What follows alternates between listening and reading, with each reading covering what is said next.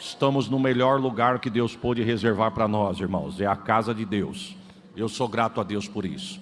Sou grato a Deus pelo pastor deste campo, pastor Sérgio. Muito obrigado, pastor, pela liberdade. Que Deus em Cristo continue abençoando a vida do senhor, a sua casa, a sua família, o seu ministério. Eu cumprimentando o pastor Sérgio, eu estou cumprimentando a todos os obreiros em nome de Jesus. Irmãos, me permita eu começar a minha fala dizendo que o reino das trevas, ele é uma organização. Preste bem atenção na introdução da minha fala, para que você entenda o decorrer do texto e o contexto que nós vamos trazer aqui nesta noite. O reino das trevas, ele é uma organização e, por sinal, muito bem organizada. O reino das trevas, ou esta organização, ela é invisível, porém real, maligna e astuta. E o diabo, irmãos, ele é mais perigoso na sua astúcia do que na sua ferocidade. O diabo nunca quis manifestar e revelar sua verdadeira identidade. Nunca foi do desejo dele que alguém soubesse que era ele que está por trás de tanta coisa. Quantas pessoas, desculpe do que eu vou dizer, mas entenda a minha fala em nome de Jesus.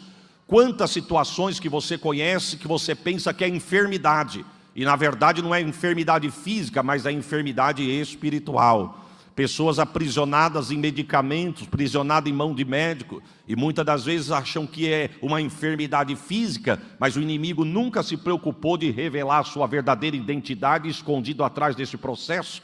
Ele nunca se preocupou em dizer, fica tranquilo que sou eu que estou agindo. Nunca foi assim.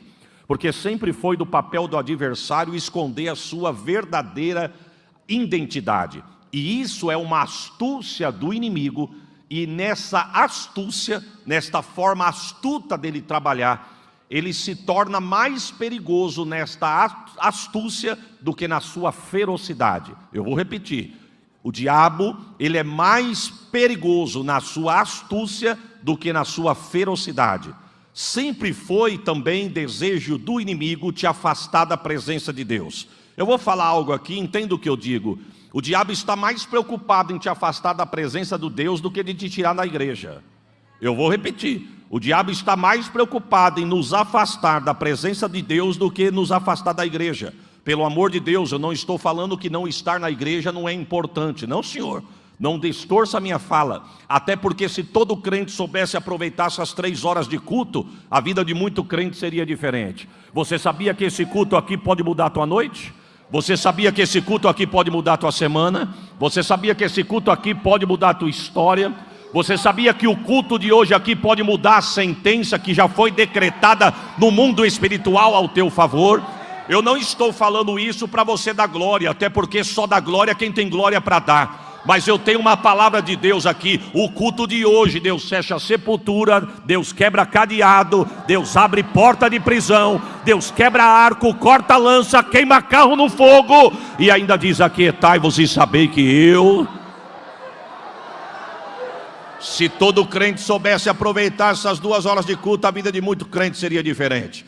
Quantas das vezes o anjo passa com a bandeja o que você pediu a semana inteira, e o anjo passa com a bandeja. Se você está ligado, recebe. Se você não está ligado, você perde. Estive pregando em São José dos Campos dias atrás, e de repente, pastor Sérgio, no meio da palavra, Deus me deu uma palavra e mandou liberar para a igreja. Deus falou comigo no meio da ministração: diga para a igreja que eu estou fechando sepultura na casa de alguém hoje aqui. E eu mandei, se Deus falou, está falado. Falei, Deus manda dizer que Ele está fechando sepultura na casa de alguém hoje aqui. A igreja recebeu em glória. Isso foi no sábado. Passou domingo, na segunda o pastor da igreja me liga. E ele diz: pastor, eu estou ligando para te agradecer pelo senhor ter sido boca de Deus. Deus falou na tua boca que ia fechar sepultura, e ontem Deus fechou na minha casa. Recebi um grupo de visitas da minha família de longe, que veio passar uma semana comigo em casa. Chegaram no domingo, no meio das visitas, uma criança de 1 ano e 8 meses, muito apegado com a gente. Quando eu cheguei da escola dominical, ele me contando: a minha esposa pediu para mim ir no mercado, pegar algumas coisas para ela. Eu fui buscar. A criança queria ir comigo, não tinha como eu dirigir e segurar a criança. A sogra dele falou: eu vou contigo para te ajudar. A sogra abre o portão, pega a criancinha, coloca no banco de trás do carro. o pastor dá ré no carro, embica o carro na ladeira. A rua dele é uma ladeira, e ele se embicou na ladeira, freou para esperar a sogra fechar o portão. A sogra fecha o portão, e a sogra não percebeu por causa do insufilme do vidro, mas a criança tinha sentado e colocado as costinhas na porta do carro. Quando a sogra do pastor puxa a porta, a criança cai e bate a nuca na guia. O pastor, segurando o carro no freio, se assustou. Ele pulou para tentar segurar a criança pelo banco de trás. Só que ele não percebeu que ele tirou o pé do freio. A criança bate a cabeça na guia e o carro passa por cima da barriga da criança. A criança desmaia. Fica ligado, irmão, fica ligado. Porque esse culto hoje aqui pode mudar a sentença na tua casa e no meio da tua família. A criança desmaia e é levada às pressas para o hospital. 2 horas depois que a criança está lá dentro, os médicos chamam a família. E o médico diz assim: vocês têm certeza que a criança bateu a cabeça? Vocês têm certeza que o carro passou por cima da criança? Se você deu glória, prepara um melhor do que esse. O pastor disse: eu senti o carro pular que passou em cima da criança. Mas o médico disse: não tem hematoma, não tem sinal, não tem calo na cabeça. Mas é Deus dizendo: eu estou fechando a sepultura. Você sabia que enquanto você adora aqui, Deus fecha a boca do leão na tua casa? Você sabia que enquanto você adora aqui, Deus abre porta para você aonde não tem? Tu pode dar um glória melhor do que esse?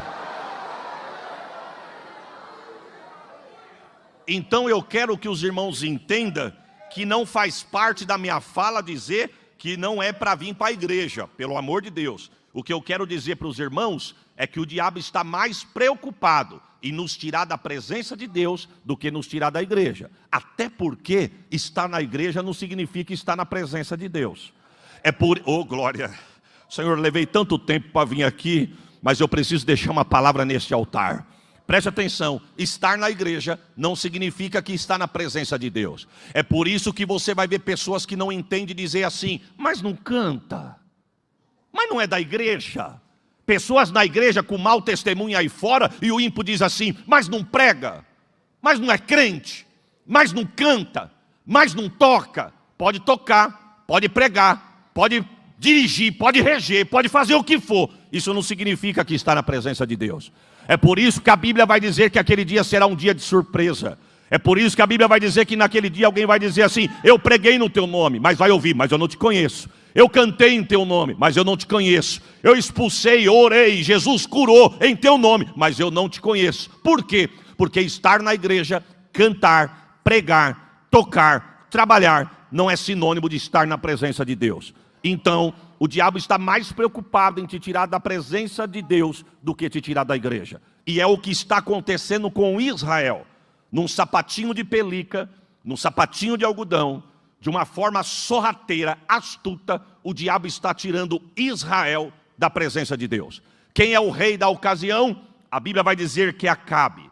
Acabe, a Bíblia diz que ele foi o 7º rei de Israel. Ele reina por 22 anos. E ele ganhou um dos piores títulos que um rei pôde ter ganho: o pior rei de Israel. A Bíblia vai dizer que esse homem foi ímpio. A Bíblia vai dizer que esse homem foi mau.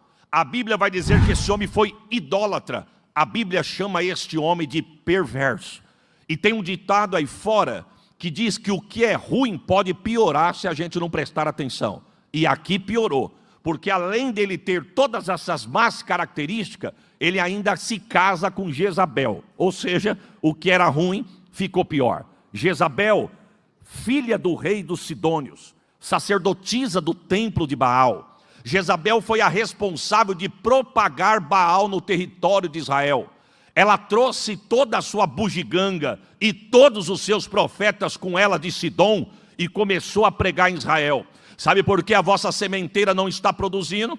Porque o Deus de vocês morreu. Pasme os irmãos. Ela dentro da terra de Deus, falando para o povo de Deus, que o Deus do povo havia morrido. E pasme os irmãos. Ela falar isso não chama atenção. Mas o que chama atenção é que tem gente em Israel que começou a acreditar. O texto diz, a história paralela vai me contar, que ela começa a dizer: o vosso Deus morreu, eu conheço bem a vossa história, eu sei que Ele vos arrancou com mão forte do Egito, eu sei que Ele fez o mar vermelho se abrir para vocês passar, eu sei que Ele mandou maná do céu para vocês comer no deserto, a roupa não envelhecia, o sapato crescia, tinha coluna de fumaça para cuidar de vocês de dia, tinha coluna de fogo para cuidar de vocês à noite. Mas eu tenho uma notícia para vos dar: o Deus de Israel está morto. Mas fica tranquilo, porque eu vim aqui pregar para vocês, dizia ela, com os meus profetas, um novo Deus. Baal vive, Baal reina, Baal governa. Fica tranquilo que se o vosso Deus morreu, o meu Deus que eu vos apresento não vai deixar faltar semente na tua sementeira. É Ele que vai fazer prosperar a vossa terra, é Ele que vai fazer germinar a vossa semente, é Ele que vai mandar água para regar a vossa terra e a vossa lavoura. E com isso, paz, meus irmãos, essa palavra vai sendo propagada na mente e descendo no coração do povo. Mas quando o diabo pensou: eu estou ganhando, Deus levanta Elias. Aí eu tinha dado um glória melhor do que isso. Deus sempre vai ter uma trombeta para tocar. E detalhe, Deus tem uma trombeta para tocar e ainda tem 7.000 guardado na manga para o nome dele ser glória. Este homem, irmãos, este homem chega numa época que não está fácil para ser profeta.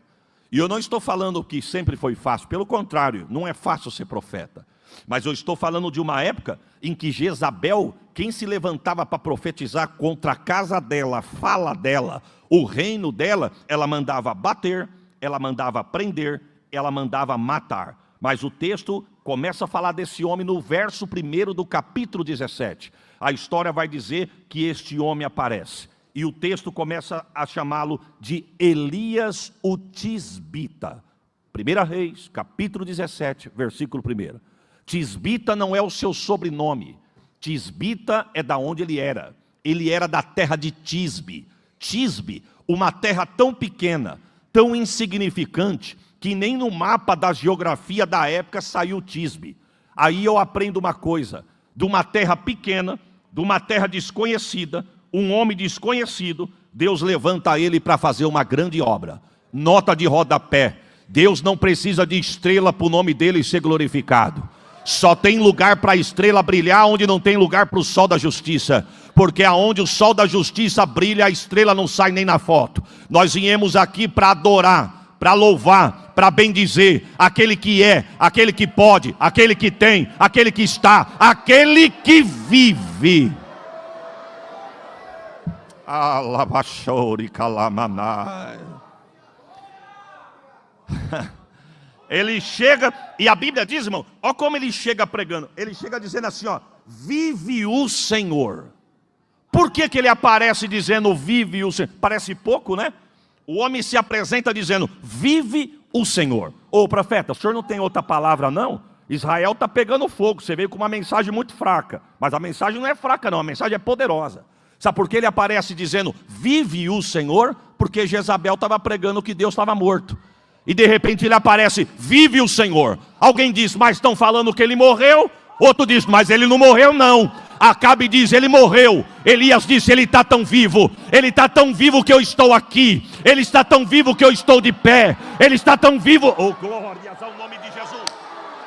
Receba esta palavra. Ele está tão vivo que ele tem guardado a tua casa. Ele está tão vivo que ele tem guardado a tua família. Ele está tão vivo que você está aqui adorando. E porque ele vive, você pode crer no Amã. Quem tem glória dá glória. Quem tem aleluia dá aleluia. Ele vive. Oh, glória. Deus não precisa de gente grande para fazer a obra não, irmão.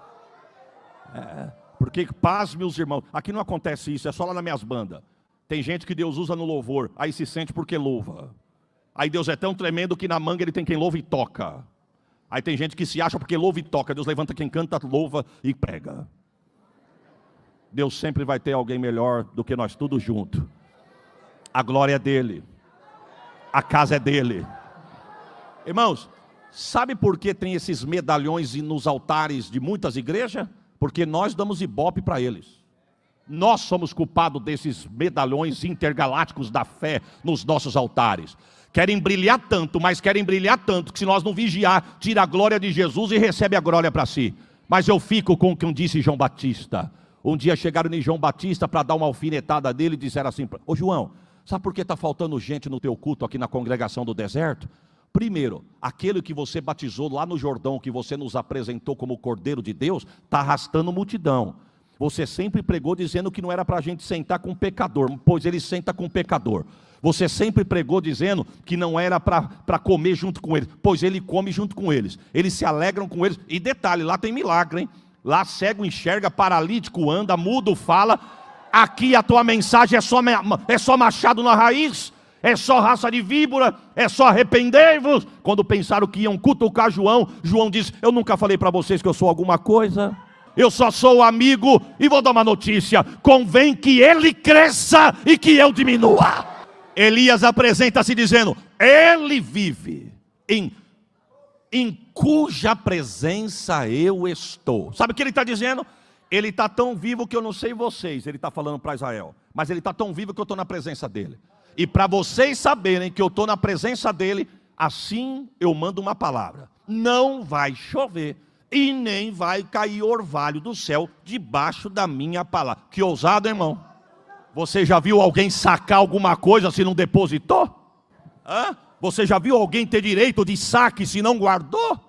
Eu quero crer que quando Elias diz: debaixo da minha palavra não cai chuva e nem orvalho, o céu diz: puxa o saldo aí. O saldo está bufando. Deus disse: então fecha o registro. Eu estou sentindo Deus aqui.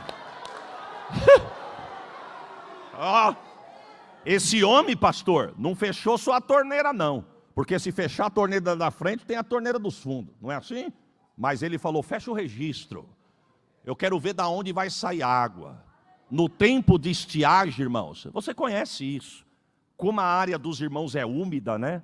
São Bernardo é úmido. Eu não sei se São Bernardo é úmido ou Catanduva que é muito seco. Mas eu falei para Sheila: olha quanto tempo que a gente não vê neblina. Aqui não é diferente. No tempo da estiagem, não é seco? Você coloca a água na plantinha, mas parece que a plantinha está morrendo. Você fala: mas eu estou colocando água, parece que está seco. Mas você já percebeu que quem tem garagem em casa, mas a garagem não é coberta, o teu carro levanta em sopa? A dona de casa que lavou a roupa, estendeu a roupa no varal, e ela esqueceu de recolher no outro dia, quando ela vai pegar na roupa, a roupa está em sopa. Estamos no tempo da estiagem, mas o sereno molha demais. Mas Elias veio dizendo: não chove e nem tem sereno debaixo da minha. Isso foi no verso 1. Aí no verso 2 Deus chega. No verso 2 Deus chega e fala para ele assim: ô Elias, sai-te daqui, vai-te daqui e esconde-te. Olha Deus dizendo para ele duas coisas: vai daqui e se esconde. Sabe o que Deus está dizendo? Sai daqui que quem vai aparecer agora sou eu. E se esconde e deixa o resto comigo que eu resolvo. E eu vou para onde? Tu vai para o Querite. Eu já tenho preparado o corvo. Irmão, eita, 2 vezes varão. Chegou no Querite, tinha água, mas não tinha comida. Só que faltou, olha irmão, mas nem nutricionista cuidou tão bem, com todo respeito ao profissional. Era carne fresca de manhã, regradinho, hein? É para não engordar.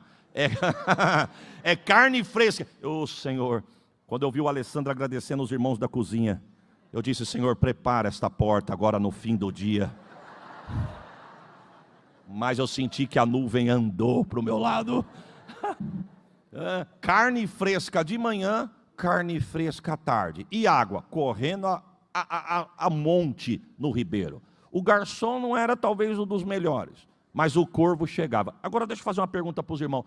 Se Israel está passando por um momento de crise e de escassez, de onde vinha a carne? De quem que era o gado? Da onde o corvo achava? O corvo ia no mercadão comprar? Você entende minha linha rasa, rasíssima de raciocínio? A Bíblia é muito profunda, irmão. A minha mente é muito rasa.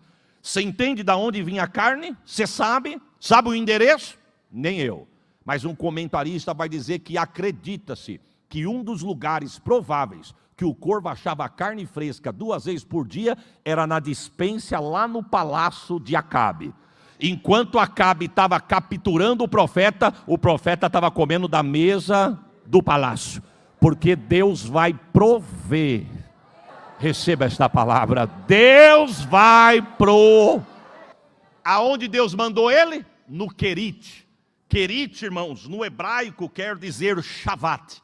A palavra Shavat no hebraico traduzido para o português quer dizer cortar e deixar do tamanho certo.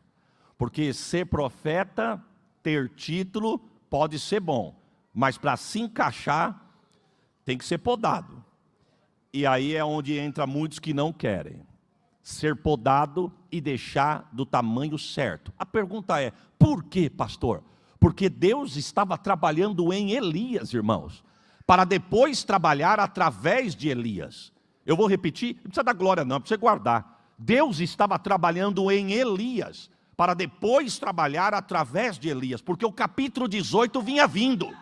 Se estava achando que ele estava profundo, para Deus ainda ele estava raso. Deus estava dizendo, eu vou dar uma podadinha, porque o capítulo 18 vem vindo aí. E eu tenho que preparar você. Primeiro eu trabalho em você, para depois trabalhar através de você. Por quê, pastor? Porque Deus quer que primeiro eu seja, para que depois eu faça. Fazer sem ser, para Deus não tem valor. Lembra de Davi? Davi um dia fez uma reunião de obreiro com o profeta Natã. E eu quero crer que a palavra foi mais ou menos assim. Davi disse assim para Natã, ô profeta, eu estou envergonhado. Por quê? Porque eu moro em casa de cedros e Deus debaixo de cortina de lona. E eu tive uma ideia. O profeta disse, qual que é a ideia? Eu vou fazer uma casa para Deus. Irmão, tem que ser profeta para vir na contramão. Primeiro que o homem está falando que vai fazer para Deus. Segundo, ele é o rei. A fiação, a conexão do Wi-Fi não pode cair não. Senão o vaso vaza. E vazou. Porque Natã diz, faça, porque um negócio desse Deus só pode ser contigo. Quando Natã chega em casa, Deus fala, de onde você vem vindo, Natã? De uma reunião de obreiro com o rei lá no palácio. E qual que foi a pauta? A pauta foi que ele vai fazer uma casa para o Senhor. Deus disse, volta lá e pergunta para ele onde ele leu que eu estou pedindo casa. Eita! Ô glória! Fala para ele onde está escrito que eu estou pedindo casa. Diga para ele na boca de quem ele ouviu que eu quero casa. Inclusive fala para ele que a casa que ele tem não é dele, é minha, eu só emprestei para ele. Fala para ele que em vez dele querer fazer para mim, manda ele voltar a ser o que ele era. Eu estou com saudade dele de quando ele tinha a harpa na mão, não um cedro de rei. Fala para ele que eu estou com saudade dele de quando ele se vestia de pele de animal, não de veste de púrpura. Fala para ele que eu estou com saudade dele de quando ele tinha cheiro de canela na cabeça e não coroa. Fala para ele voltar a ser o que ele era e não o que ele é. Deus está dizendo para alguém, eu estou com saudade de você. Eu não vim aqui jogar água não, irmão, eu vim aqui trazer uma palavra de Deus. Não adianta cantar, não adianta erguer mão e Deus dizer, acabar o culto, não sei o que você está mostrando ser. Deus está dizendo, eu quero voltar a acender a chama do pavio. Não vai apagar o pavio que fumega. Só as vozes. Jesus assopra no pavio e o fogo pega. O fogo pega. Para encerrar. O fogo pega no pavio que Irmão, carne de manhã, carne à tarde. Carne à tarde, carne de manhã. Carne de manhã, carne à tarde, carne à tarde, carne de manhã. E Deus trabalhando em Elias. Me permita eu abrir um parênteses aqui, irmãos. Quanto custa para se formar um obreiro hoje? Quanto tempo vai hoje para se formar um obreiro? Eu não sei. Porque a escola de Deus a gente não entende. A escola de Deus é difícil de entender se você for tentar entender com a mente humana. Mas uma das coisas que está me preocupando, irmãos, é que tem igrejas por aí que para arrastar alguém, pergunta assim, o que você faz? Aonde? Na igreja. Ah, quando me dão a oportunidade eu prego. O que você faz lá na igreja? Quando deixa eu toco. O que você faz lá na igreja? Ah, quando me chamam e me dão oportunidade eu louvo. Não, você está perdendo tempo. Aqui você tem que estar no altar. Aqui você não é membro de banco não. Aqui a tua patente é de cima. Vem comigo que eu tenho coisa boa para você. Oxi. Irmão, quanto tempo leva para se formar um obreiro? Deus primeiro tem que levar para o querite, podar, deixar do tamanho certo para trabalhar em mim, para depois trabalhar através de mim. Se nós não vigiarmos, meu irmão, enchemos o púlpito de cooperador e a porta fica cheia de evangelista. Eu fui pregar numa igreja, cheguei na igreja com o meu carro, o irmão olhou no estacionamento, olhou a placa e falou, Catanduva, pastor Isaías. Eu abaixei o vidro, ele disse, Pai do Senhor, pastor, Pai do Senhor. Ô pastor, o senhor quer que eu estacione? Aí eu olhei, só tinha uma vaga, irmão. Eu falei para ele, mas aonde eu vou estacionar? Aqui. Eu falei, se o senhor não se importar, não é que eu não quero que o senhor dirija o meu carro, mas se o senhor não se importar, eu coloco aqui. Simpático, educado. Pois não, pode colocar. Coloquei o carro, falei para ele, o senhor quer ficar com a chave? Não, fica tranquilo. A saída não é por aqui, aqui é a entrada. A saída é por lá. Então, na verdade, o senhor é o último da fila. Todo mundo vai ter que sair para depois o senhor sair. Pode ficar com a sua chave. O senhor me dá a honra de te levar ao altar para o nosso pastor? Falei, pois não, irmão, se o senhor quiser, não, eu faço questão. No meio do corredor ele encontra um diácono. Ele olhou para o irmão e falou, irmão, pastor Isaías, o pregador, o senhor pode levar ele até o pastor? O diácono disse, pois não. Falou, pastor, olha que educação. O senhor não vai se sentir constrangido de eu deixar o senhor na mão do diácono para te levar até o pastor? Porque eu preciso voltar lá na calçada para tomar conta dos carros. Falei, não, irmão, pode ir lá na sua função. Deus abençoe, Deus te use e no fim do culto a gente volta a se falar. O irmão me levou lá na frente, me colocou do lado do pastor, pregamos, adoramos, acabou o culto, eu estou num lugar jantando com o pastor. Quem é que chega? O irmão manobrista lá. De repente o irmão chegou, eu falei para o pastor, pastor, aquele irmão não é o obreiro da casa do senhor? Ele olhou e falou, é ele mesmo. Abanou a mão, ele veio, Pai do Senhor, meu santo, senta conosco aqui para jantar. Ele falou, não pastor, eu não quero ser desrespeitoso, mas tem uma família ali no canto que chegou primeiro do que eu de amigos, se o senhor me dá liberdade, eu posso sentar com eles, porque eles já estão me esperando? O pastor disse, não, então fica à vontade, que eu já estou acabando de jantar com o pastor, e nós já vamos embora, senão nós vamos vos atrapalhar. Aí ele virou as costas, eu falei para ele assim, pastor, que homem educado esse diácono do senhor. Que educação. Ele falou, não, ele não é diácono não, meu irmão. Ele é ajudante do auxiliar. Eu nem sabia que tinha esse cargo. Mas deram para ele ali. É menos que o auxiliar. É ajudante do auxiliar. Se Deus aprovar, até o final do ano, ele vai auxiliar. Eu falei, pastor, eu não sei qual é o método que o senhor usa para fazer a prova de chamada oral para aprovar os obreiros. Mas se for educação, esse camarada já está aprovado. O pastor, não, educado ele é mesmo. Ele é o juiz da cidade. Eu falei, meu Deus, o juiz queria manobrar o meu carro. Sabe o que eu estou dizendo? Que dependendo do lugar não estava na rua, estava no altar.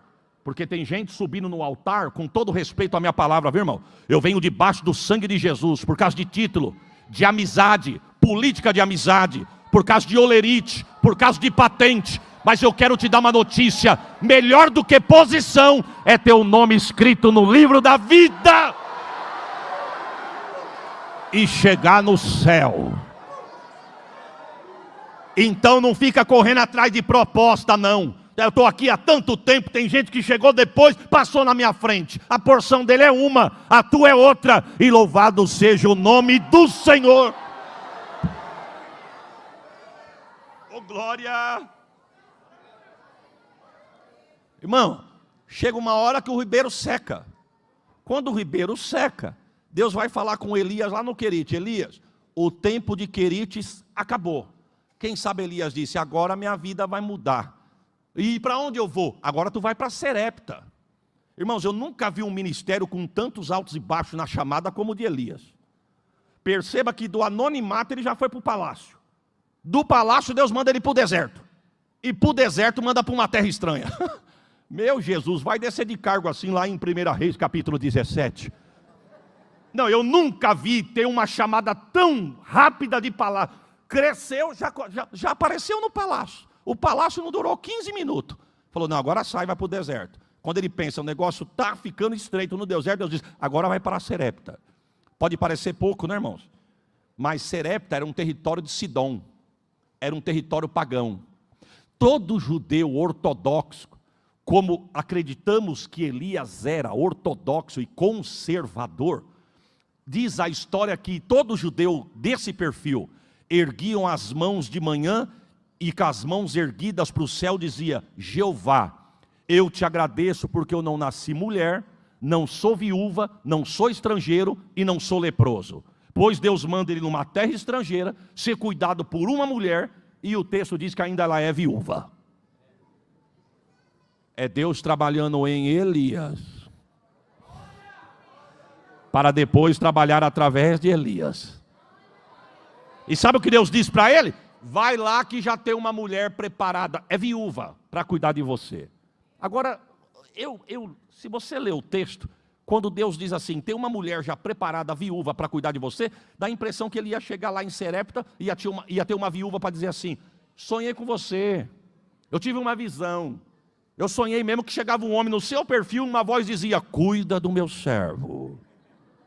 Mas pega o texto, quando ele chega lá, parece que a mulher não está sabendo de nada não. E Deus dizendo, vai lá que já está tudo preparado. Aleluia. Quando ele chega em Serepta, quem que ele encontra? A viúva. Aí nós entramos no texto que nós acabamos de ler. O texto diz que ela está apanhando uns cavacos de lenha. Que cena, irmãos. A Bíblia é muito profunda, a minha mente é muito rasa, desenha na tua mente aí. Elias chega, olha para a mulher, e a mulher pegando uns cavacos de lenha, e nós lemos o porquê. Ela tinha um pouquinho de farinha na panela, de azeite na botija, ia fazer um bolinho para comer, ela ia comer metade, o filho a outra metade, e iam esperar a morte que não tinha mais nada. Mas o profeta chega dizendo, ô senhora, pois não senhor, você me dá um pouquinho de água numa vasilha? Ela disse, eu vou lá buscar água para o senhor. Quando ela vai buscar água, o profeta diz, ei, ô senhora, aproveita e traz um bolinho pequeno para mim. Oh, irmão, a Bíblia é demais. Me traz um bolinho pequeno aqui fora, eu quero comer aqui fora. A mulher diz, não, agora o senhor pediu demais.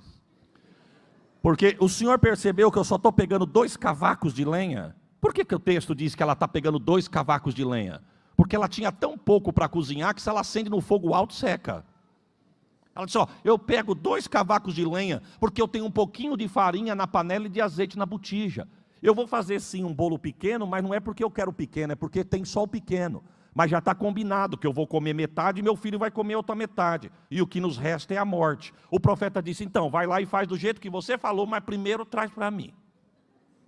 Porque assim diz o Senhor. Receba a profecia, não vai faltar farinha na panela e nem azeite na botija. Alabaxouri, calamamai. Eu tinha dado um glória, irmãos. Melhor do que esse. Eu não vim aqui pregar teologia da prosperidade não, mas eu creio num Deus que visita a sapateira. Eu creio num Deus que visita a carteira. Eu creio num Deus que visita guarda-roupa. Eu creio num Deus que visita não só a tua alma, mas também visita a tua despensa. E Deus manda dizer, não vai faltar sapato nos pés, não vai faltar veste no corpo, não vai faltar pão na mesa, não vai faltar azeite sobre a tua cabeça. Receba esta palavra. Ei, calabachore, calamamai.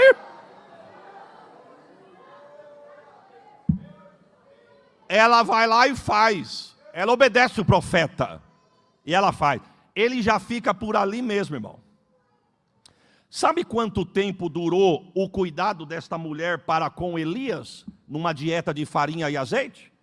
A história vai dizer que foi 1 ano e meio. 1 ano e meio comendo farinha e azeite. E não faltava. Qual que era a matemática que Deus usou para poder colocar lá? Qual que era o duto que Deus formou para abastecer lá? Eu não sei. Mas eu fico imaginando a viúva dizendo assim, filho, ô Elias, eu acabei de fazer essa porção de farinha com azeite, acabou, viu? Olha aqui a panela, não tem farinha. Olha aqui a botija de azeite, ó, não tem azeite. Estou falando para vocês que nós vamos fazer essa última porção e amanhã a gente não sabe o que vai acontecer. Os 3 comiam e quando ia dormir, o céu descia. Toma azeite, toma farinha. Toma azeite. Irmãos, você já viu criança falar assim para a mãe, mãe, eu quero comer. E a mãe dizer, hoje eu não tenho. A criança dizer, amém, mãe, Deus proverá. Você já viu isso, irmão? Não, criança com certeza, mas eu estou com fome. Minha barriga está doendo, eu estou com fome. Quem sabe de manhã a criança dizia, mãe, eu estou com fome. Filho, a mãe já falou que ontem foi a última porção. Não tinha farinha e não tinha azeite. Eu não falei? Olha aqui, ó. Eita, tem farinha. Opa, tem azeite. Toma, 1 ano e meio. 1 ano e meio numa dieta de farinha e azeite. Eu tenho para mim, pastor Alessandro, que Deus cuidou mais da viúva do que do profeta. Porque o profeta estava na fiação, irmão. Aonde ele colocasse as mãos e pisasse a planta dos pés, a bênção estava com ele. Então, para mim, minha linha rasa de raciocínio, toda vista tem um ponto, todo ponto tem uma vista, e no meu ponto de vista, para mim, foi mais provisão na vida da viúva do que na vida do profeta. Agora a pergunta é, por que Deus escolheu uma mulher pagã para abençoar, sendo que dentro do reino tinha tantas viúvas? Porque a regra é clara, quando eu me afasto de Deus, Deus se afasta de mim. Mas quando eu me aproximo de Deus, Deus se aproxima de mim. Jesus, seguro glória, com todo respeito, viu, irmão? Não vai morrer sufocado não, se não der, solta mesmo. Principalmente os irmãos de Uberaba. Ficar dormindo do lado dos de Uberaba é impossível. Agora, volta aqui comigo, irmãos. Volta aqui comigo. O texto diz, Jesus vai explicar mais tarde por que escolheu uma viúva pagã. Um dia Jesus vai visitar a sinagoga. Jesus levantou de manhã e falou, hoje eu vou no culto, lá na minha casa. Quando ele chega no culto, está lá no Evangelho segundo escreveu São Lucas, capítulo 4, mais ou menos. O texto diz que quando Jesus chega no culto, no altar tinha 3 cadeiras. A do ministro, a do auxiliar do culto e a do meio era do Messias que ficava vazia. Ninguém sentava na cadeira do meio, porque estavam esperando o Messias chegar. Então sentava o ministro do culto, o dirigente do culto, o auxiliar, nas laterais, mas no meio, vazia. Jesus disse, hoje eu vou visitar a minha casa. O ministro do culto está dirigindo o culto, de repente Jesus chega. Ele diz, hoje a palavra está com aquele mocinho que está chegando agora. Não, a palavra não está com ele. A palavra é dele e a palavra é ele. Ele já entrou dizendo, hoje quem vai pregar aqui sou eu. Ele abre o livro de Isaías e recita o texto conhecido. O Espírito do Senhor Jeová está sobre mim, porque o Senhor me ungiu para pregar boas novas aos mansos. E ele lê o texto diz que quando ele acaba de ler, ele fecha e vai lá e senta na cadeira do meio. E na cadeira do meio ele grita, hoje se cumpriu. O que falar acerca de mim, eu cheguei. Pasme os irmãos. Pensa que o povo deu glória igual aos irmãos de São Bernardo? A Bíblia diz que o povo pegaram Jesus pelo colarinho e jogaram para fora da igreja. Expulsaram ele da cidade. Ao ponto dele sair da cidade de Nazaré expulso e ir para Cafarnaum. Aí quando chega em Cafarnaum, o povo abre o coração e recebe ele. Abriu o coração e recebeu, ele faz morada. Aí mais tarde o povo não entendeu.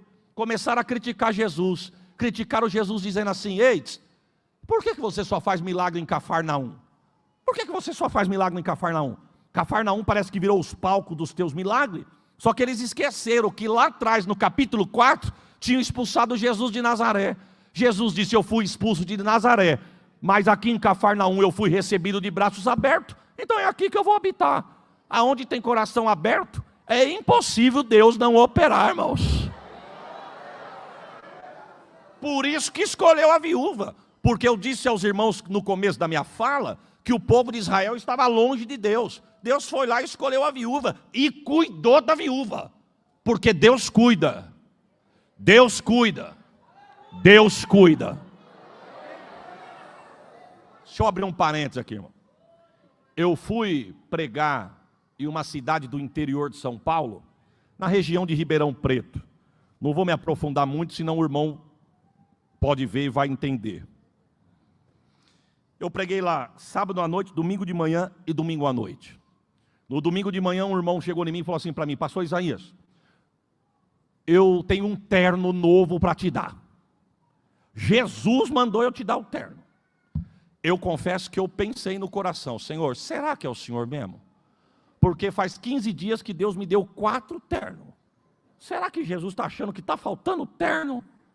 Será que não tem uma viúva aqui em Israel para abençoar com esse terno?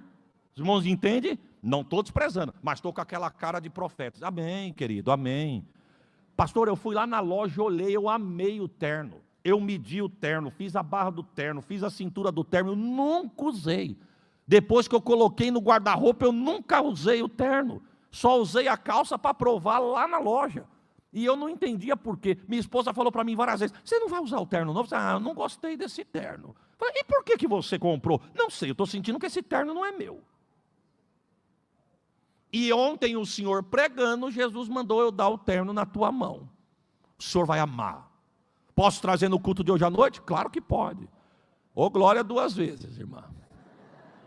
Chega ele com o terno. Quando ele abriu o terno, irmãos, eu não vou falar a cor. Mas pensa de novo. Coloca mais luzes no sermão. Eu falei, não, Deus não mandou. Deus não vai fazer eu passar essa vergonha. Eu vou falar a cor. Querem saber, irmãos? Não, senhor. Verde modelinho dono da van. Não. Deus não ia fazer esse negócio comigo não, irmão. Se bem que o azul que eu estou aqui é para mostrar que cheguei mesmo. Mas o azul vai, mas o verde... Quando eu olhei, ele falou assim para mim, é lindo ou não é? Falei, mentir eu não vou, mas também não preciso ser tão sincero. Virei para ele e falei, varão, que corte. Ele falou, tá aqui, pastor, ó, tá na tua mão, é teu. Muito obrigado, meu querido, Deus abençoe. Fechei, guardei o terno no porta-mala. Ele disse, quando o senhor voltar aqui, se o senhor puder, venha com o terno. Pensei, nunca.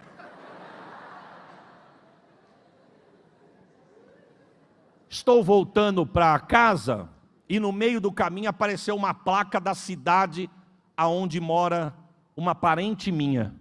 Falei para minha esposa, filha, aqui ó, se nós entrarmos aqui, nós vamos na casa da irmã fulana. Vamos fazer uma visita para ela? É caminho. Só vamos sair um pouquinho da rota, entrar na cidade dela, depois nós continuamos e volta na rota lá na frente. Vamos? Vamos. Chegamos na cidade, chegamos no bairro, chegamos na rua, chegamos na casa. Quando eu bati palma, que ela abriu a janela, ela disse, ô Isaías, ela é minha prima, irmãos.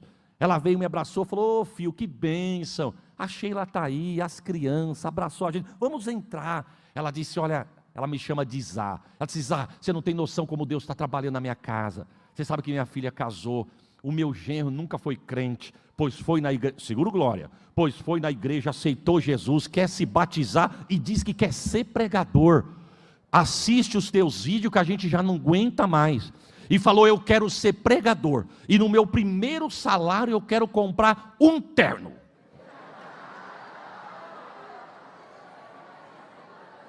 Quando ela falou isso, ela disse, olha lá quem vem vindo. Ele desceu na rua, dando uns trotinhos, vinha vindo na rua, de longe, veio, cumprimentou minha esposa, cumprimentou meus filhos, me abraçou, disse, ô Zá, eu não sei se a minha sogra falou para você que eu aceitei Jesus, vou descer as águas do batismo. Estava falando agora, eu falei para eu quero ser pregador. Falei até para ela, meu primeiro salário, eu quero comprar um terno verde.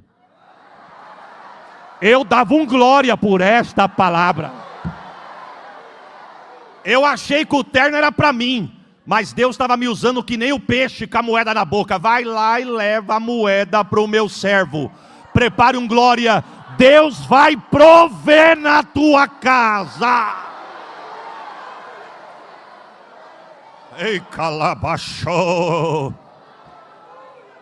Porque às vezes, irmão, a gente só quer a moeda, mas tem hora que nós tem que ser o peixe. Principalmente se for frito, que nem do almoço. Eu vou embora com esse cardápio na mente, irmão. Mas vamos encerrar. O texto diz, para imaginar aqui, se você puder me responda. Tem farinha na panela, tem azeite na botija, uma mãe que precisa de comida para os filhos, e todo dia que ela abre a panela tem refeição lá. Tá bom ou não? Não, porque o céu olhou e falou, agora eu vou ter um encontro com a viúva. Se ela está pensando que ela só vai comer da provisão, ela está muito enganada. Eu não quero ser só o provedor dela. Eu quero ser o salvador dela. Porque tem gente que caminha só com o interesse da provisão. Deus está dizendo, mais do que a provisão, é a tua salvação. E detalhe, difícil dela reconhecer, mas o aperto chegou. Nota de rodapé, não permita que o aperto chegue para você se despertar. Viu? Não permita que o aperto chegue para você te despertar. Deus é especialista em nos colocar onde Ele quer.